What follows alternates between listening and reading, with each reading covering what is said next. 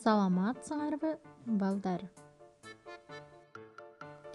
Ош облусунун Кара Суу районуна караштуу номер 105 Токтомуз Алимбеков атындагы окуу тарбия комплекси мекемеси. Бүгүнкү силер менен тарбиялык сааттан өтүлүүчү темабыз жолдо жүрсөң сак бол. Сабагыбыздын максаты окуучулар жол эрежеси менен таанышып, жол эрежесин так билүүгө үйрөнүшөт. Кабыл алуусу, ой жүгүртүүсү, эске сактоосу калыптанат. Көңүл буруусу, жолдо жүргөндө өздөрүн тыкаан алып жүрүүгө үйрөнүшөт.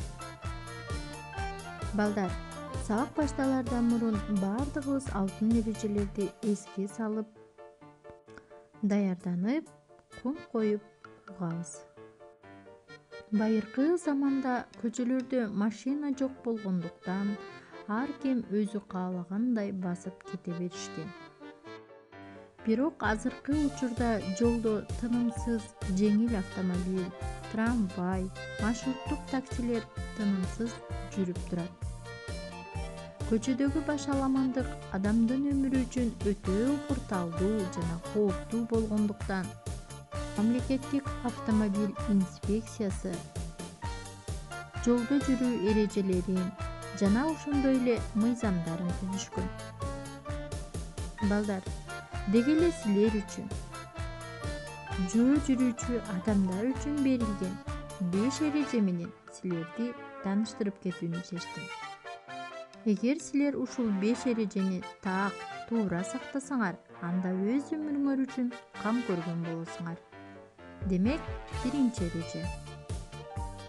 Жол кесилишиндеги атайын белгиленген гана жерден өткүлө.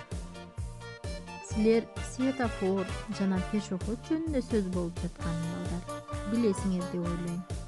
Демек, экинчи эрежеге көңүл бурабыз. Эгер ошол жол белгилери жок болсо, анда кантип өтүү керек?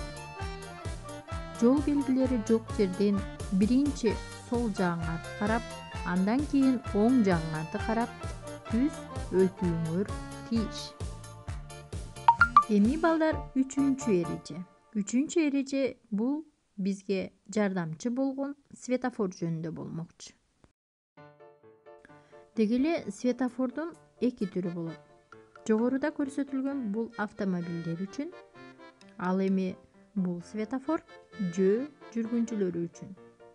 Биз билебиз, светофордун 3 фонары бар, кызыл, сары жана ошондой эле жашыл түстөгү фонарлары менен жанып, бизди жолдон өткөрүп турат.